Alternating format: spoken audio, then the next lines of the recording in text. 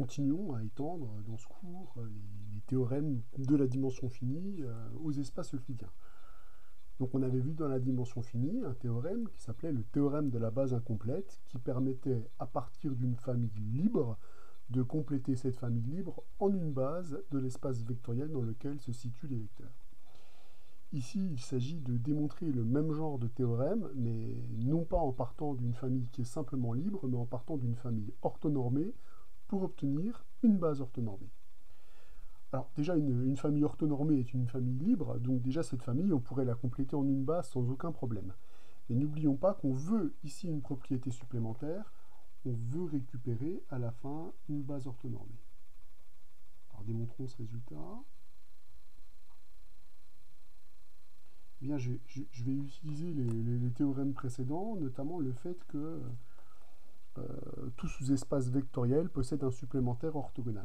Alors pour ça, cette famille orthonormée, c'est une base orthonormée de l'espace vectoriel qu'elle engendre.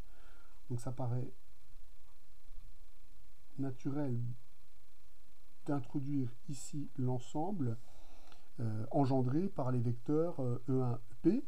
Et là, on obtient que la famille E1, EP est une base orthonormée de l'espace vectoriel V, puisqu'elle est génératrice et orthonormée, donc c'est une base orthonormée. Puisque je vous rappelle qu'une famille orthonormée est libre, ça je l'ai déjà dit. Or, comme E est un espace euclidien, on sait que un supplémentaire naturel à V, c'est son supplémentaire orthogonal. On sait que par ce biais, on a un supplémentaire où les deux sous-espaces vectoriels en jeu sont orthogonaux. Or, grâce au procédé de Gram-Schmidt, on a démontré que tout espace euclidien admet des bases orthonormées. Alors, évidemment, ça va aussi pour les sous-espaces d'un espace euclidien, puisqu'un sous-espace vectoriel, si vous le munissez du produit scalaire de l'espace euclidien qui le contient, ça devient lui-même un espace euclidien. Donc je peux dire, par théorème existentiel, donc, qu'il existe une base orthonormée de l'espace orthogonal de V. Je vais noter cette base orthonormée, EP plus 1, etc., jusqu'à EN.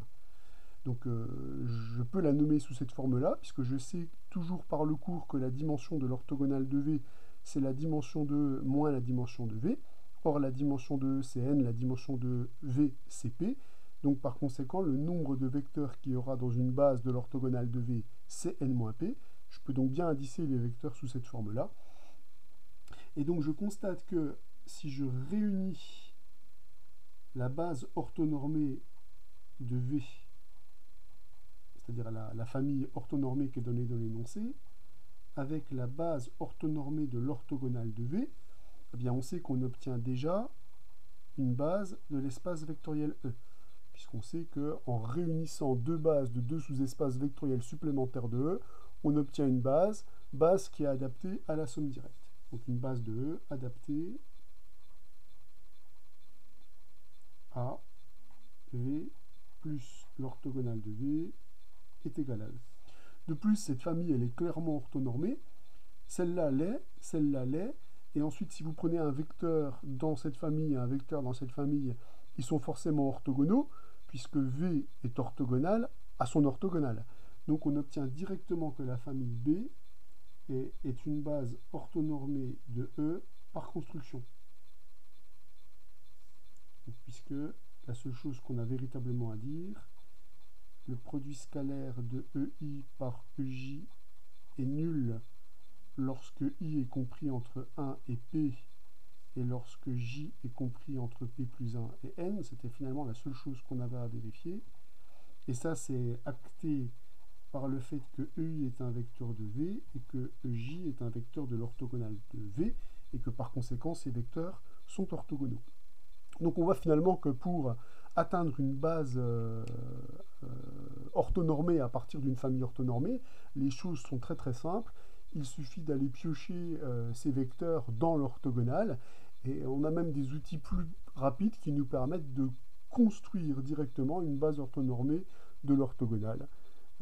soit on utilise un théorème existentiel, soit on prend une base de cet espace et on l'orthonormalise avec le procédé dit de Gram-Schmidt. Hein.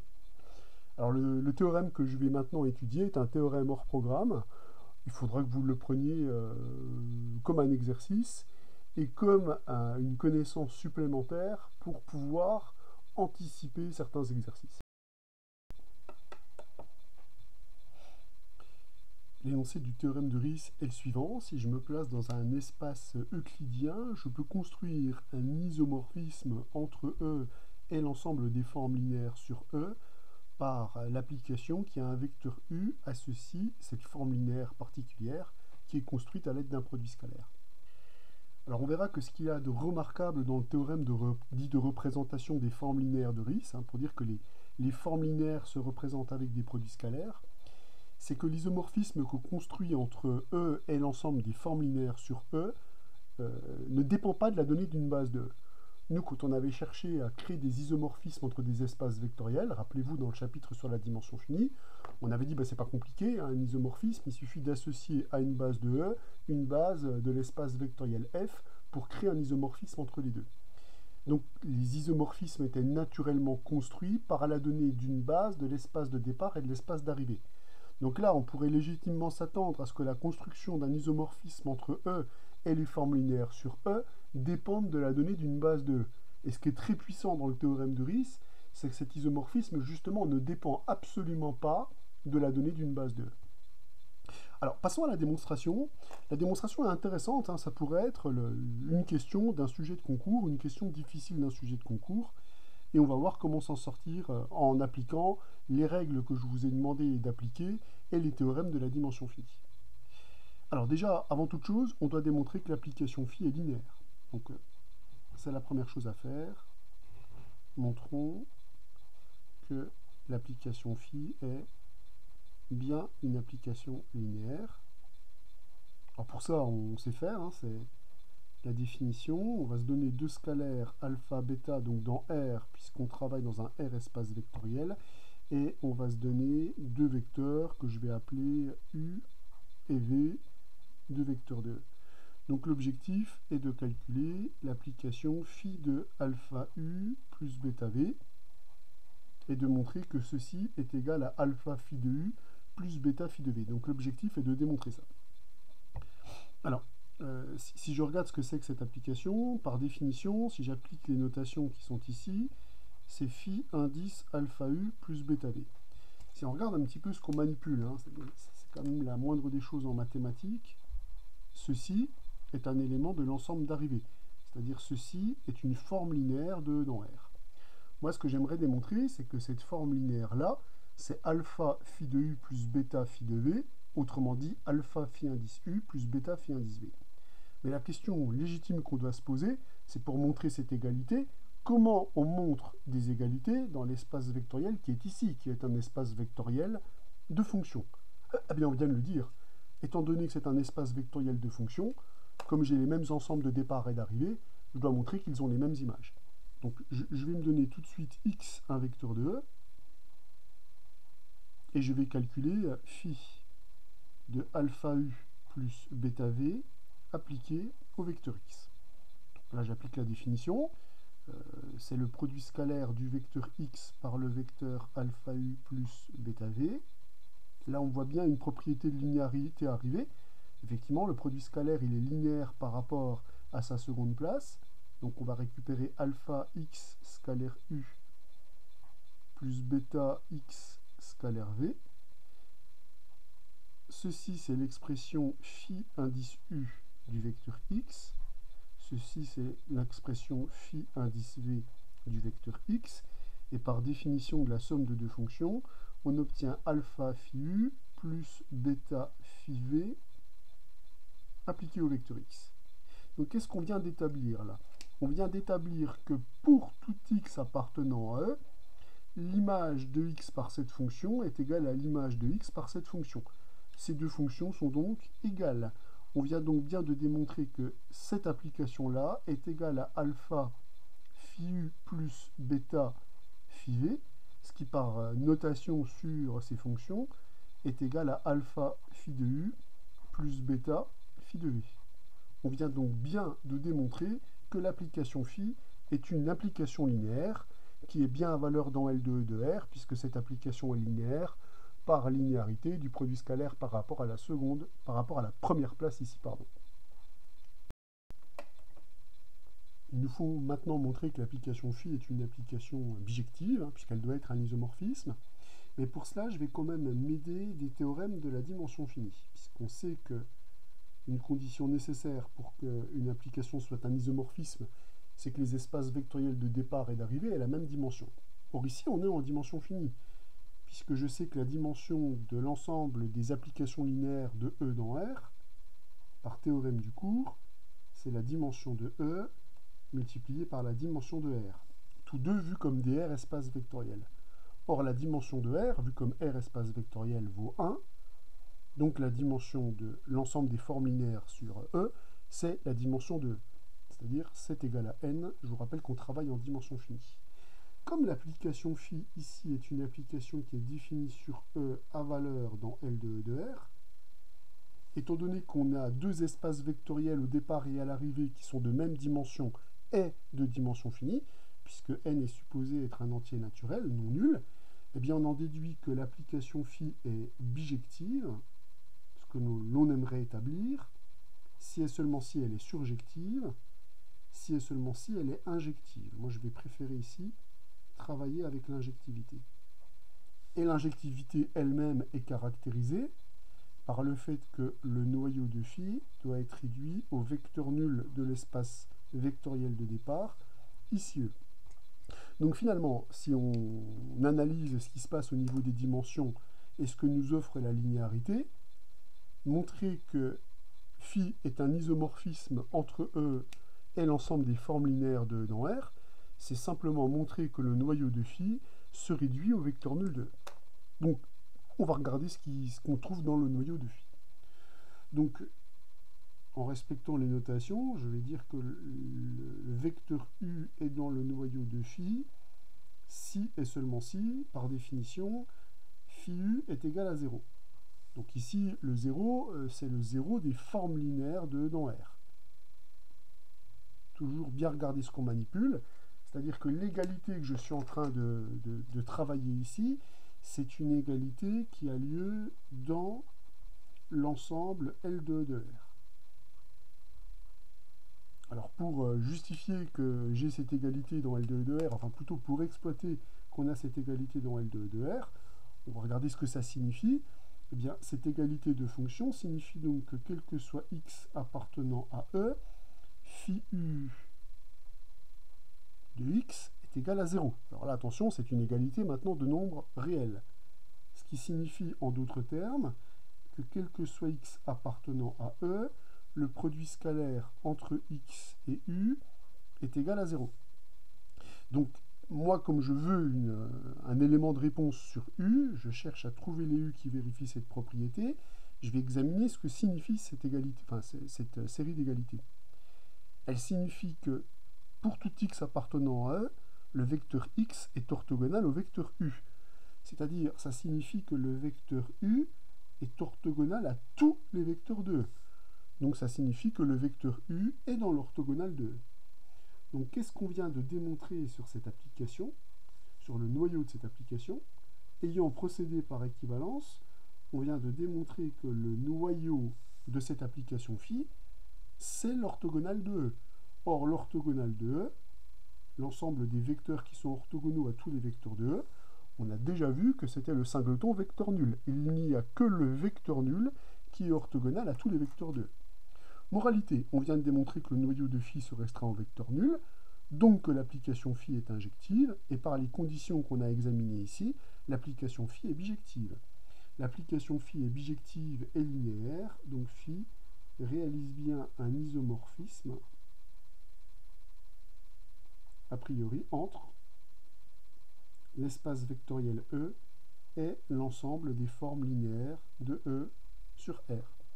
Donc on a un isomorphisme canonique, indépendant du choix d'une base de E, qui nous permet de représenter n'importe quelle forme linéaire par un produit scalaire. Alors quelles conséquences pratiques pour le théorème de Ries? Parce que ce théorème de Ries, c'est un théorème de représentation. Représentation, ça veut dire qu'il nous permet de réécrire les formes linéaires. Vous savez qu'une procédure de réécriture, c'est avant tout la surjectivité. Donc je peux dire que si psi est une forme linéaire de E dans R, comme l'application phi est surjective, elle va s'écrire sous la forme phi u. C'est-à-dire qu'il existe un vecteur u de E tel que psi de x s'exprime sous cette forme-là. Ce qui veut donc dire que les formes linéaires sur E sont forcément des produits scalaires qui s'écrivent sous cette forme. L'injectivité nous donne de plus que le vecteur u, il est unique. Alors, qu'est-ce qu'on peut voir comme exemple, comme conséquence de ce résultat? Je vais vous donner deux exemples. Le premier exemple que je vais donner, c'est un exemple dans Rn.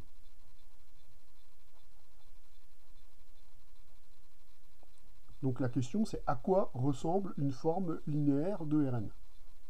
À quoi ressemble une forme linéaire de Rn? C'est une question à laquelle maintenant on peut répondre. Alors pour pouvoir répondre à cette question, il nous faut une structure euclidienne. C'est-à-dire qu'il faut que Rn soit muni d'une structure euclidienne. Bah, ça tombe bien, on va prendre la structure euclidienne canonique de Rn. Donc, voyons Rn avec sa structure euclidienne canonique.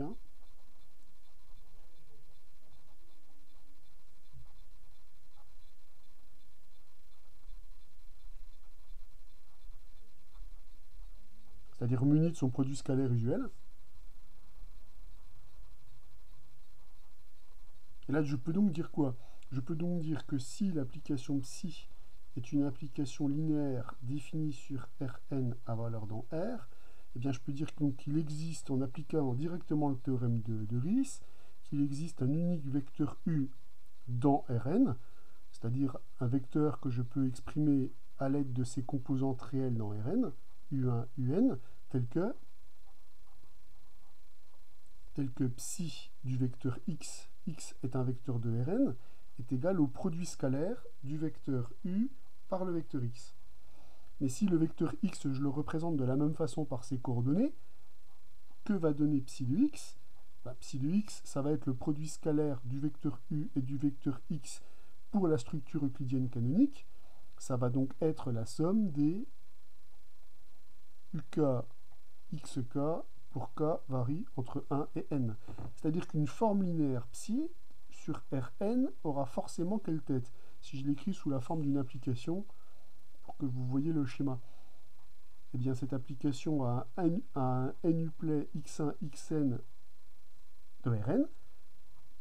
Il va associer la somme u1, x1 plus u2, xe2 plus etc. plus xn, un ou unxn, si on veut respecter l'ordre. Donc voilà à quoi ressemble une forme linéaire. Par exemple, comme on sait que les hyperplans, c'est des noyaux de forme linéaire, eh bien on peut dire que n'importe quelle forme, enfin un hyperplan, c'est le noyau d'une forme linéaire non nulle. Donc on peut dire que n'importe quel hyperplan de Rn, c'est le noyau de l'une de ces formes linéaires. Alors avec psi non nulle, puisqu'un hyperplan, c'est le noyau d'une forme linéaire non nulle.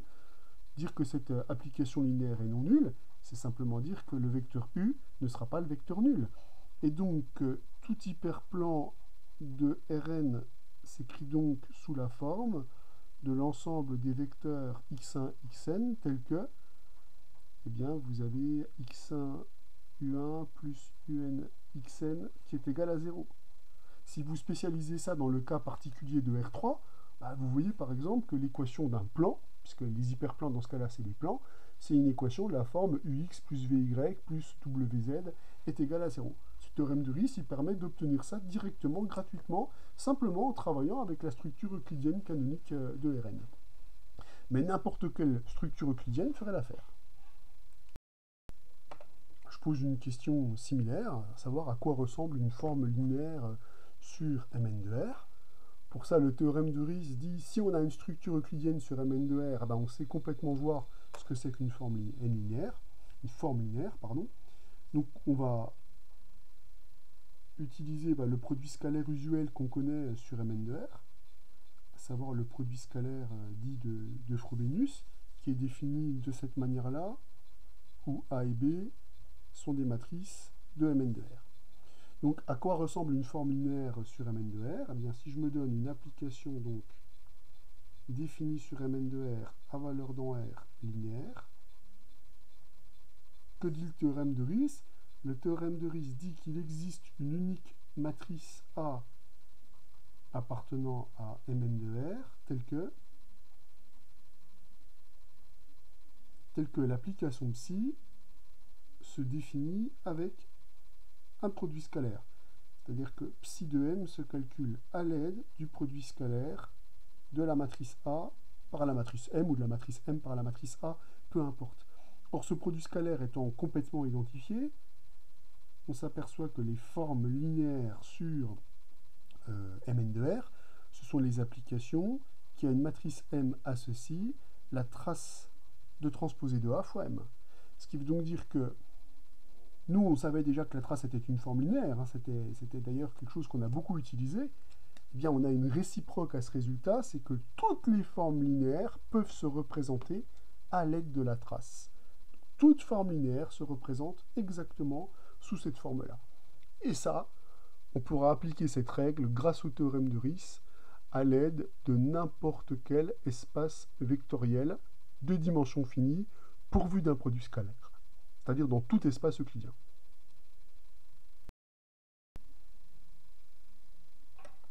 Abordons l'avant-dernier paragraphe de ce cours sur les espaces euclidiens. On va parler d'un type d'application ô combien fondamentale, c'est les applications qui sont les projections orthogonales.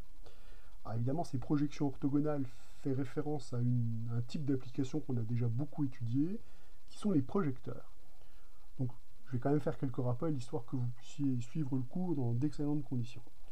Déjà, ce qu'on appelle un projecteur de E, je vous rappelle que c'est un endomorphisme de E, déjà d'une part, donc une application linéaire définie sur E à valeur dans E, qui vérifie une propriété spéciale, hein, elle est idempotente, c'est-à-dire que P rond P est égal à P. Je vous rappelle qu'un des éléments clés de l'étude, ça avait été de constater que deux sous-espaces vectoriels très importants, on va voir pourquoi, sont supplémentaires de E. Le noyau et l'image d'un projecteur sont des sous-espaces vectoriels supplémentaires de E. Alors, cette propriété pourrait paraître complètement banale, sauf que, pour les projecteurs, ces deux sous-espaces vectoriels correspondent à des endroits où on sait très bien calculer notre projecteur. Effectivement, on avait établi que l'image d'un projecteur correspondait au noyau de P moins identité. De façon plus concrète, ça correspond à l'ensemble des vecteurs invariants. Donc quand on prend un vecteur dans l'image, on sait exactement quelle est son image par l'application P. Il reste invariant par l'application P. Bon, bah pour le noyau, on sait qu'il s'envoie sur 0. L'importance était considérable, puisqu'on avait vu que pour mener les calculs avec un projecteur, il suffisait de décomposer notre vecteur dans ses sous-espaces vectoriels supplémentaires, et les calculs se faisaient donc tout seuls. Alors on avait vu un exemple très très important de projecteur, c'est d'ailleurs là-dessus que je vais m'appuyer.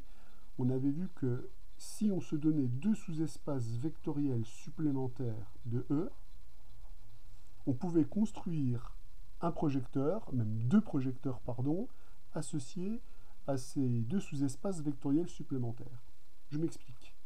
Comme ces deux sous-espaces vectoriels sont supplémentaires, par définition, on sait que le vecteur x se décompose de manière unique en la somme d'un vecteur de f et d'un vecteur de g. Donc il existe un unique vecteur xf appartenant à f et un unique vecteur xg appartenant à g, donc tel que le vecteur x s'écrit xf plus xg. Donc, mon vecteur se décompose de manière unique comme la somme d'un vecteur de f et d'un vecteur de v. Alors je vais tout de suite accompagner cette description avec un dessin. Donc je vais faire le dessin dans le cas où f est un plan vectoriel et dans le cas où g est une droite vectorielle. Donc évidemment, pour que les deux sous-espaces vectoriels soient supplémentaires, il est indispensable que la droite g ait une intersection nulle avec le plan f. Donc qu'est-ce qu'on avait défini comme projecteur? On avait dit que comme tout vecteur x de E s'écrivait de manière unique comme la somme d'un vecteur de f et d'un vecteur de g, donc on décompose ça comme la somme d'un vecteur de f et d'un vecteur de g. Le vecteur de f, c'est le vecteur que je vais récupérer ici, que j'ai appelé xf, et le vecteur de g, c'est le vecteur que je récupère ici, c'est ce que je vais appeler xg. Donc cette décomposition étant unique, on avait pu définir ce qu'on avait appelé le projecteur sur F parallèlement à G, comme l'application définie sur l'espace vectoriel E à valeur dans l'espace vectoriel E, qui au vecteur x associé le vecteur xf, et on avait défini son projecteur associé, qui est l'application qui est définie sur E à valeur dans E, qui a x associe le vecteur xg. Donc on avait vu que ces deux applications-là vérifiaient les propriétés qui étaient ici, c'est-à-dire c'était deux applications linéaires qui vérifiaient P rond P est égal à P. On avait d'ailleurs déterminé leur sous-espace vectoriel caractéristique. On avait vu que l'image du projecteur sur F parallèlement à G, c'était F, et que le noyau du projecteur sur F parallèlement à G, c'était G. Et on avait donc vu que cette application était un exemple remarquable de projecteur, et on avait vu que tout projecteur d'ailleurs pouvait s'écrire de cette forme-là, puisque lorsque je définis un projecteur, il est naturellement projecteur sur l'image parallèlement au noyau. Donc on avait vu l'importance de ces applications qu'on a beaucoup utilisées dans les exercices. Alors, vous voyez tout de suite que la question qui se pose maintenant, c'est qu'à partir du moment où j'ai deux sous-espaces vectoriels supplémentaires, je peux définir le projecteur sur l'un des sous-espaces vectoriels parallèlement à l'autre. La question naturelle, c'est que se passe-t-il si l'espace vectoriel F est orthogonal à l'espace vectoriel G? Donc je peux évidemment définir des projecteurs, sauf que maintenant les projecteurs ne dépendent de fait que de l'espace sur lequel je projette, puisque le supplémentaire sera dans ce cas-là l'orthogonal. Donc on va définir ce qu'on va appeler tout naturellement des projections orthogonales. Ce sont donc simplement des projecteurs pour lesquels les deux sous-espaces vectoriels caractéristiques sont orthogonaux. Et comme pour les projecteurs classiques, étant donné deux sous-espaces vectoriels supplémentaires orthogonaux, on va définir donc deux projecteurs, le projecteur sur V et le projecteur sur l'orthogonale de V, qui vont être deux projecteurs associés, c'est-à-dire deux projecteurs dont la somme est égale à l'identité. L'objet de ce paragraphe est d'étudier les propriétés spécifiques de ces projecteurs et de voir que dans le cas de projecteurs orthogonaux, on dispose de formules explicites. Le gros problème de ces projecteurs, c'est que pour déterminer l'image d'un vecteur de E, ça passe, rappelez-vous, c'était un moment qui était quand même pas agréable, par la décomposition de X dans les sous-espaces vectoriels F et les sous-espaces vectoriels G. C'était souvent des raisonnements par analyse synthèse, pas très simples. Et bien là, dans le cadre particulier des espaces euclidiens, vous allez voir qu'on va disposer de formules qui vont nous permettre de calculer l'image d'un projecteur, lorsque celui-ci est orthogonal, c'est-à-dire par rapport à des sous-espaces vectoriels orthogonaux. Beau programme. On va pouvoir maintenant donner la définition d'un projecteur orthogonal. On dit qu'un projecteur P, donc un projecteur déjà, un endomorphisme 2 qui est un projecteur, c'est-à-dire qui vérifie P rond P est égal à P, est orthogonal si et seulement si ces deux sous-espaces vectoriels caractéristiques sont orthogonaux. C'est-à-dire si et seulement si le noyau et l'image sont des sous-espaces vectoriels orthogonaux de E. Donc on remarque que dans ce cas-là, comme P est un projecteur, on sait déjà effectivement que le noyau et l'image sont supplémentaires de E, mais on pourra rajouter le petit symbole orthogonal, puisqu'en plus, on aura la propriété que le noyau et l'image sont orthogonaux. Alors, on savait comment fonctionnait un projecteur, je vous rappelle, je vais faire beaucoup de dessins dans ce paragraphe-là, puisque c'est vraiment au cœur de notre discussion. Donc un projecteur orthogonal, si je représente l'image ici par ce plan, je sais donc cette fois-ci que le noyau est un sous-espace vectoriel qui est orthogonal à l'image. Imaginons que le noyau se construise comme ça. Donc ces deux sous-espaces vectoriels sont effectivement des espaces vectoriels orthogonaux, ce qui va donc nous donner quoi comme relation? Donc ici, je vais récupérer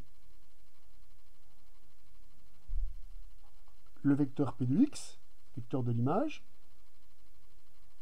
et ici on récupère celui du projecteur associé, c'est-à-dire le terme qui est ici, qui est le vecteur x moins P de x.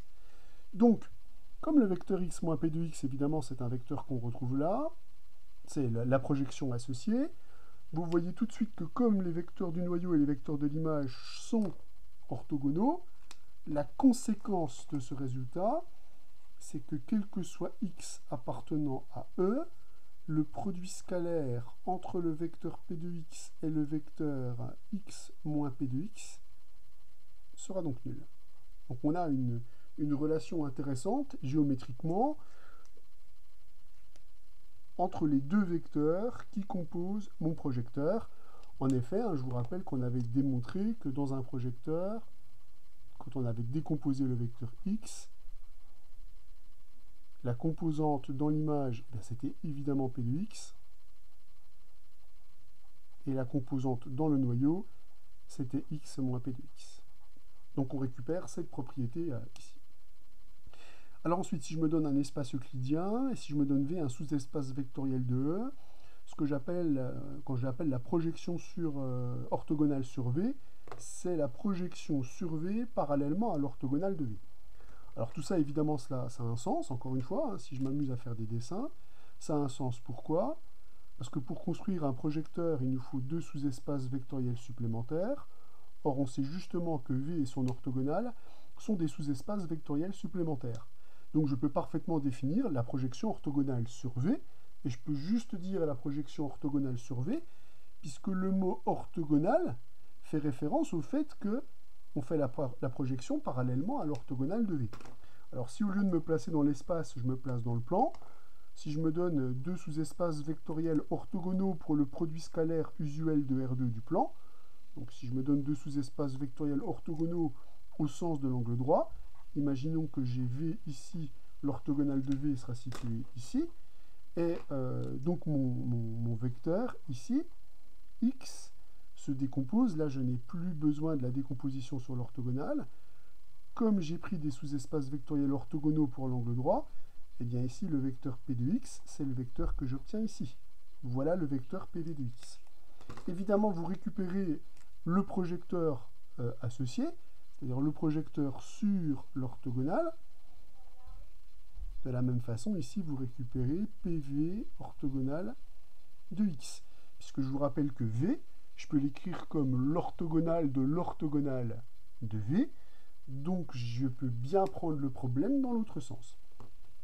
Donc, quand on parle de projection orthogonale, vous avez noté qu'on ne donnera plus de direction.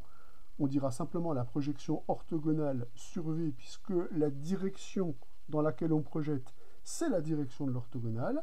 Et on définit de la même façon des projecteurs associés, puisqu'en additionnant le projecteur sur V et le projecteur sur l'orthogonale de V, on reconstitue tout vecteur de l'espace euclidien E.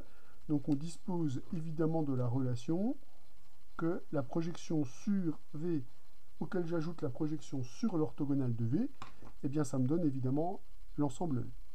Alors, évidemment, ces deux sous-espaces, enfin, c'est ce projecteur que je viens de définir, ce projecteur orthogonal sur V, vérifie évidemment la propriété qui est là, puisque ça, c'est le rappel que j'ai fait. Quand j'ai défini le projecteur sur V, son image, c'est justement l'espace vectoriel V lui-même, et son noyau, c'est la direction dans laquelle je projette, et la direction dans laquelle je projette, c'est l'orthogonale de V. Comme V est évidemment orthogonal à l'orthogonale de V, on obtient donc que notre projecteur PV est bien un projecteur orthogonal, puisque vous voyez que naturellement, par construction, le noyau est orthogonal à l'image. Donc, un exemple fondamental de projecteur orthogonal, c'est la projection orthogonale sur un sous-espace vectoriel de E. Comme l'exemple fondamental des projecteurs, c'était de faire un projecteur sur un espace vectoriel parallèlement à un supplémentaire de cet espace vectoriel. Et bien là, on est dans une situation analogue, sauf qu'on ne prend pas n'importe quel supplémentaire, on prend le supplémentaire orthogonal. La question que l'on a posée, et à laquelle on va tâcher de répondre, c'est comment obtenir une formule close pour le calcul de PV de x. Un premier élément de réponse va être la proposition numéro 28. Cette proposition, on va encore l'améliorer avec le théorème suivant. La proposition 28 donne une caractérisation du vecteur PV de x. Il nous dit que le vecteur PV de x, c'est l'unique vecteur de l'espace vectoriel V, tel que x moins ce vecteur est dans l'orthogonale de V. Si on traduit ça avec une équivalence, eh bien on est en train de dire que si j'ai un vecteur y qui appartient à V tel que x moins y appartient à V, ce vecteur c'est nécessairement le projeté de x sur V, et réciproquement, le projeté de x sur V vérifie les propriétés qui sont ici. Ce qui veut donc dire que les deux propriétés qui sont là, elles caractérisent de manière unique le vecteur PV de x. Ça sera l'unique vecteur qui vérifie ces propriétés. Bon, passons à la démonstration de ce résultat. Démonstration. Alors pour cette démonstration, on va déjà vérifier évidemment que le vecteur PV de x, il vérifie les propriétés qui sont là. Et ça, c'est pas très compliqué, hein, puisqu'on a déjà vu que PV de x, c'est un vecteur qui est dans V, ça c'est par définition, hein. La projection sur V associe à un vecteur x un vecteur de V, puisque c'est la composante par rapport à V de la décomposition de x en la somme d'un vecteur de V et de l'orthogonale de V. Donc je vous rappelle que PV de x, si je décompose x en la somme d'un vecteur qui est dans V et dans l'orthogonale de V, PV de x, c'est le vecteur qui est ici.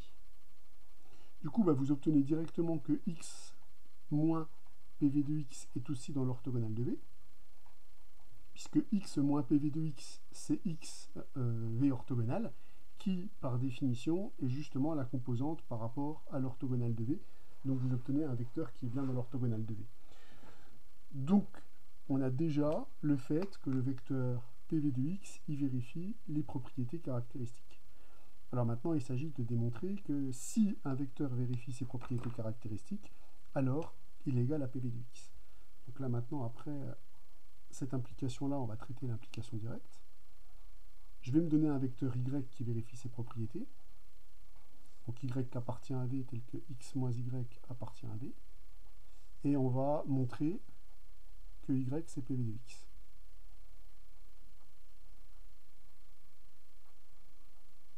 Que y est égal à PV de x. Égal. Alors pour montrer que y est égal à PV de x, sachant qu'on est dans un espace euclidien, je vais démontrer que la distance entre y et PV de x est nulle. La distance, elle est symbolisée par la norme entre le vecteur y et le vecteur PV de x.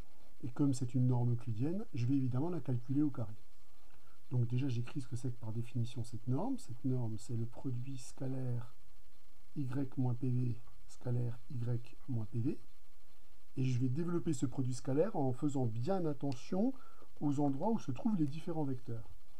Le vecteur y est dans V, le vecteur x moins y est dans V, le vecteur en V orthogonal, pardon, et le vecteur PV est dans V.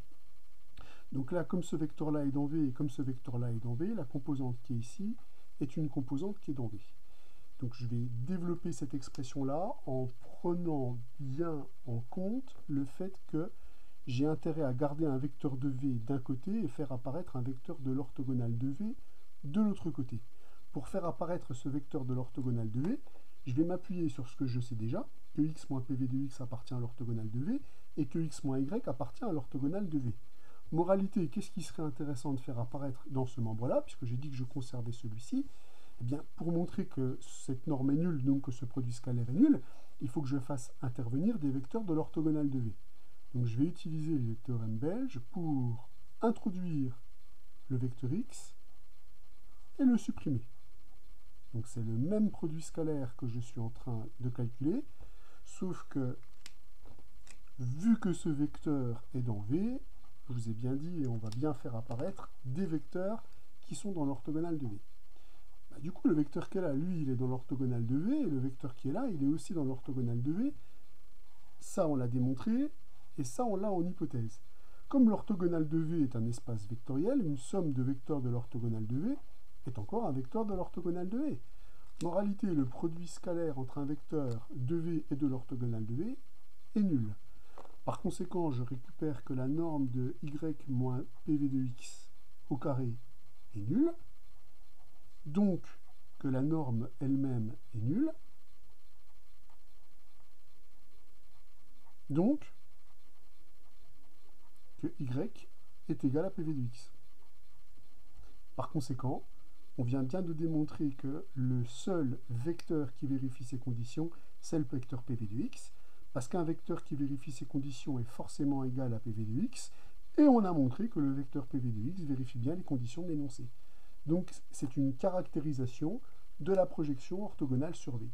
On va maintenant se servir de cette caractérisation pour pouvoir obtenir une formule pour le projeté orthogonal sur V.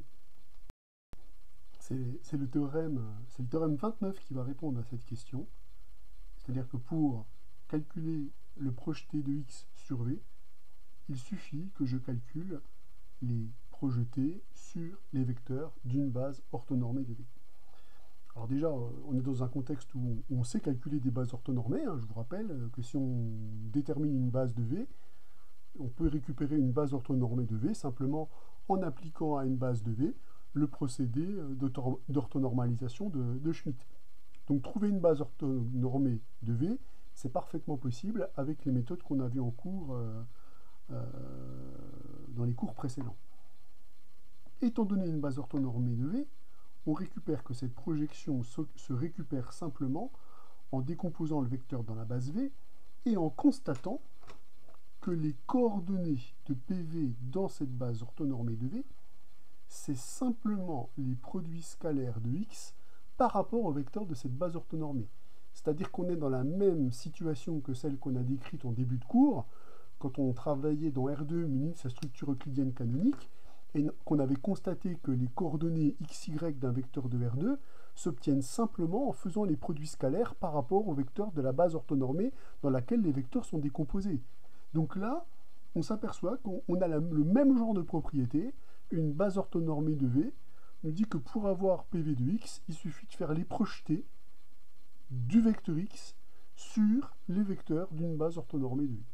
On va démontrer ce résultat-là et on va essayer évidemment de le représenter géométriquement, puisqu'il faut absolument comprendre comment s'obtient cette relation-là en prenant en compte les décompositions que vous avez vues quand vous étiez au collège.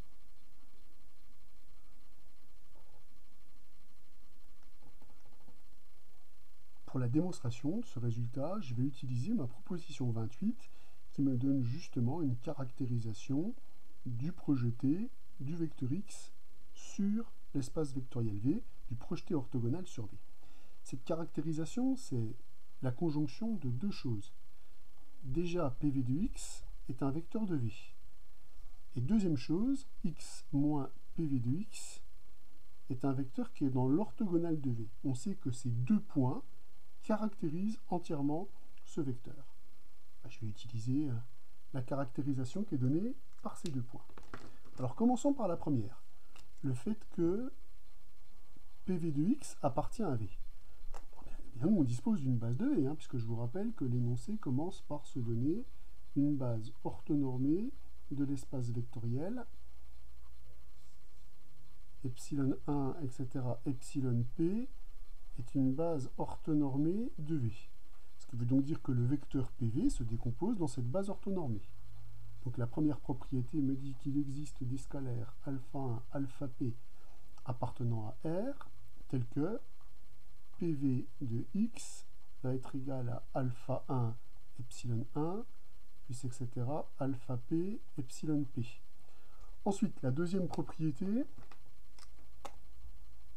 elle nous dit que x moins PV de x appartient à l'orthogonale de P. Cette propriété, elle nous raconte quoi? On sait qu'un vecteur est dans l'orthogonale de V si et seulement si il est orthogonal à une famille génératrice de V. Donc là, on dispose d'une famille génératrice, et même mieux, on dispose d'une base. Donc cette propriété-là, elle est équivalente à dire que quel que soit l'indice K qui est compris entre 1 et P, le produit scalaire entre x moins PV de x et les vecteurs epsilon 1 et epsilon 2, donc en particulier ici le vecteur epsilon k, est égal à 0. Donc cette propriété, elle va probablement nous permettre de calculer qui est le scalaire alpha k. Alors si je développe ce produit scalaire par rapport à la première place, je vais récupérer que le produit scalaire de x par epsilon k moins PV par epsilon k est égal à 0, ce que l'on peut écrire évidemment avec cette égalité. Le produit scalaire entre x et epsilon k et PV et epsilon k, ces deux produits scalaires sont égaux. Or, le produit scalaire qui est ici, je peux le calculer facilement, puisque PV de x, il est justement décomposé dans la base orthonormée. Donc maintenant, si je joins les deux propriétés pour calculer ce que je suis capable de calculer avec les propriétés, déjà le vecteur PV de x, je dispose de sa décomposition, c'est epsilon 1 fois alpha 1 plus epsilon p fois alpha p, et ce vecteur-là, il est scalaire, le vecteur epsilon k. Alors on peut directement dire que le résultat c'est alpha k, eu égard aux règles de calcul dans une base orthonormée. Mais on l'obtient de toute façon tout en développant, puisqu'on obtient epsilon 1 scalaire epsilon k fois alpha 1, plus à un moment donné on va tomber sur alpha k, epsilon k, plus etc. jusqu'à alpha p, epsilon k. Comme cette base est orthonormée, tous les produits scalaires qui sont ici sont nuls, hormis le produit scalaire de epsilon k par epsilon k, qui par définition vaut la norme de epsilon k au carré, et qui vaut 1 puisque les vecteurs de base sont normés. On récupère donc, mais ça on aurait pu l'obtenir en appliquant le cours, par règle de calcul dans une base orthonormée, le produit scalaire entre ces deux vecteurs, c'est justement le nombre epsilon k. On vient donc de montrer quoi?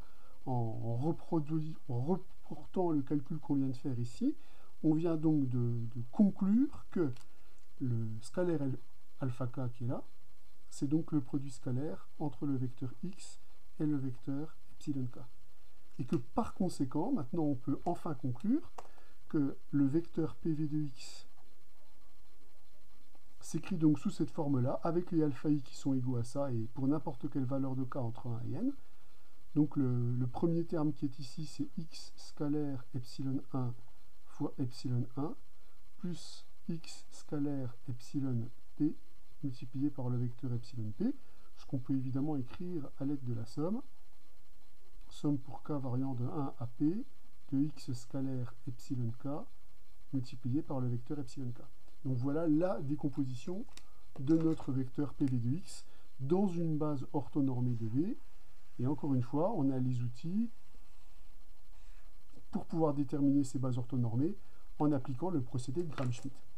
J'insiste bien sur le fait que le processus est complètement naturel, puisque si je me place dans le cadre, on va dire, de la projection identité, comment je faisais pour récupérer dans un espace euclidien les coordonnées du vecteur x1, x2 dans la base E1, E2 canonique de R2, je vous rappelle ce que vous avez fait quand vous étiez petit, eh bien pour récupérer cette coordonnée, il suffisait d'effectuer le produit scalaire du vecteur x par le vecteur 1. Et pour récupérer l'autre coordonnée, il suffisait de faire le produit scalaire du vecteur x par le vecteur E2. Donc ce n'est pas non plus une surprise que quand on dispose d'une base orthonormée de l'espace vectoriel sur lequel on veut effectuer la projection, ce n'est pas du tout une surprise que ces coordonnées, ce soient les produits scalaires de notre vecteur sur les vecteurs d'une base orthonormée. On retrouve exactement les règles de calcul dans une base orthonormée. Ici, mon vecteur x il se décomposait sous cette forme-là, avec des coordonnées qui étaient les produits scalaires par rapport au vecteur de cette base orthonormée. Et bien là, on obtient un résultat qui est complètement similaire en travaillant avec une base orthonormée de V.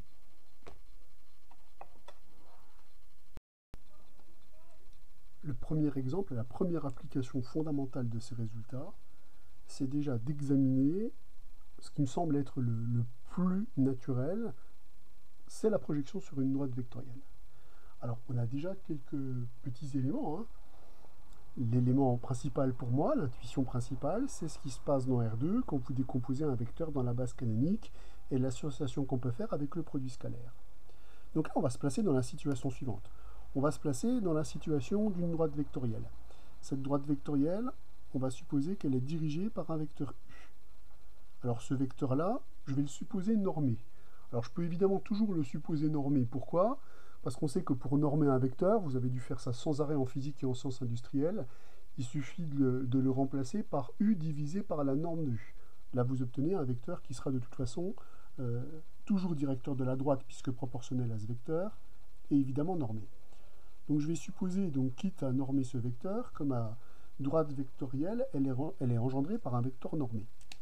Si j'applique le théorème numéro 29, l'expression de ma projection orthogonale sur la droite vectorielle engendrée par D, je dispose d'une base orthonormée de cette droite D, puisque je dispose du fait que le vecteur U est une base orthonormée de D, étant donné que dans une base de droite vectorielle, il n'y a qu'un seul vecteur, et donc la seule condition pour que ce soit une base orthonormée, c'est que ce vecteur soit normé. Si j'applique, mais vraiment tout simplement, mon théorème, je vais récupérer que le projeté de x sur D, c'est le produit scalaire de x multiplié par le vecteur normé U multiplié par le vecteur U. C'est une application absolument directe de ce théorème. Si le vecteur n'était pas normé, alors dans ce cas-là, on aurait simplement dit que x était égal au produit scalaire de U divisé par norme de U pour se ramener à un vecteur normé, multiplié par le vecteur U divisé par la norme de U. Donc en fait, on s'aperçoit que le théorème 29, si vous vous remettez dans les conditions de ce que vous avez vu quand vous étiez petit, hein, j'insiste bien, il faut essayer de construire au minimum son intuition sur des choses qu'on a déjà vues, qu'on a déjà pratiquées des centaines de fois. Eh bien, quelque chose que vous avez pratiqué des centaines de fois, c'est de calculer les coordonnées d'un vecteur de R2 ou d'un vecteur de R3 dans une base orthonormée, la base qui est formée du vecteur de coordonnées 1, 0 et du vecteur de coordonnées 0, 1. Et si je considère le vecteur ici V de coordonnées x, y, on voit bien que quand on cherche sa coordonnée par rapport à x, on tire une projection orthogonale, et que la coordonnée de x qui est ici, elle s'obtient simplement en calculant le produit scalaire du vecteur V par le vecteur 1. Et donc on voit tout naturellement que le vecteur qu'on est en train de construire ici, ce vecteur-là, eh bien c'est tout simplement le scalaire x E1 multiplié par le vecteur E1. Donc quelque part des projections orthogonales sans le formaliser comme ça. Mais maintenant, une fois qu'on a le formalisme du produit scalaire, on voit bien que c'est complètement équivalent.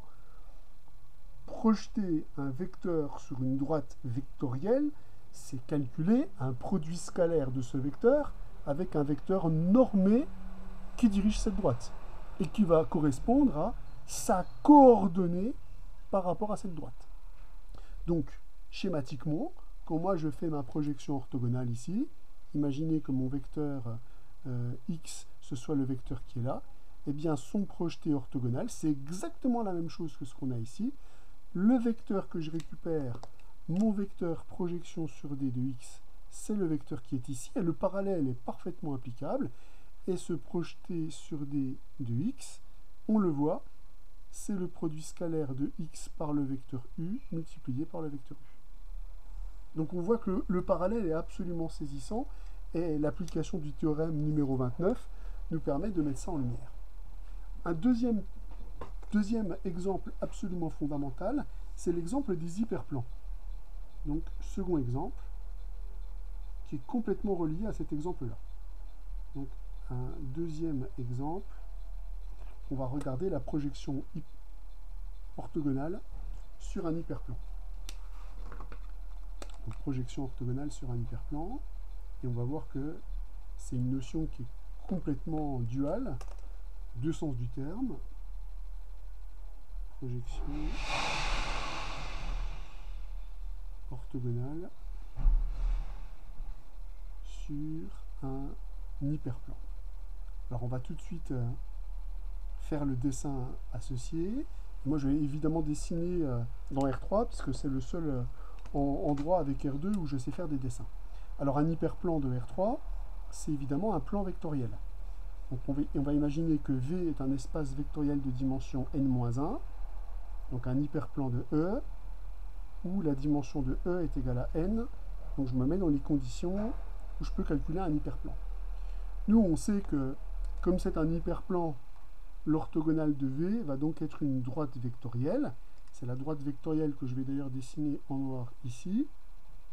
Donc voilà l'orthogonale de V, qui lui est de dimension 1, puisqu'on sait que la dimension de l'orthogonale de V, c'est la dimension de l'espace vectoriel E moins la dimension de V. C'est donc n moins n moins 1. C'est donc bien égal à 1. On retombe bien sur une droite vectorielle. Donc je me dis que pour calculer la projection sur V, ça serait un peu ballot de chercher une base orthonormée d'un espace vectoriel de dimension n-1. Imaginez si n-1 est égal à 10, on aura l'air fin. Alors qu'on pourrait très bien projeter sur un espace vectoriel de dimension 1, en exploitant le fait que la projection sur V de x, si vous lui ajoutez la projection sur l'orthogonale de V, vous allez évidemment récupérer le vecteur x pour tout x appartenant à E. Donc lorsque je veux projeter sur un hyperplan, qu'est-ce que j'ai intérêt à faire? Eh bien j'ai intérêt à dire que PV de x, c'est x moins la projection sur son orthogonale. Orthogonale qui va être une droite vectorielle. Or on vient de voir, justement, que la projection sur une droite vectorielle nécessite simplement la connaissance d'un vecteur u orthogonal au vecteur v. Donc on récupère que si u est un vecteur qui est orthogonal au vecteur v, alors un vecteur non nul orthogonal à v, on a directement l'expression de la projection sur un hyperplan. Mon PV de x donc devient quoi? Devient x moins le produit scalaire de x par u sur norme de u si je n'ai pas pris soin de normer ce vecteur, multiplié par le vecteur u sur norme de u. Voilà l'expression de ma projection orthogonale sur D. Et en plus, la cerise sur le gâteau, c'est que l'espace vectoriel V est un hyperplan. Ça va donc être le noyau d'une forme linéaire non nulle. Or, le théorème de Riesz vous dit que le noyau d'une forme linéaire non nulle, c'est le noyau d'une forme linéaire et qu'elle-même est représentée par un produit scalaire. Ce qui veut donc dire que dans l'équation de l'hyperplan, l'équation, on en a parlé ce matin avec le théorème de Riesz, normalement dans cette équation, on peut lire un produit scalaire. Et si vous pouvez lire un produit scalaire, vous pouvez directement écrire l'espace vectoriel V comme l'orthogonale de U. Donc normalement, le vecteur U, il est visible dans l'écriture de V. Ça veut donc dire que la projection sur un hyperplan, on peut directement la définir et la voir en regardant l'équation qui définit cet hyperplan.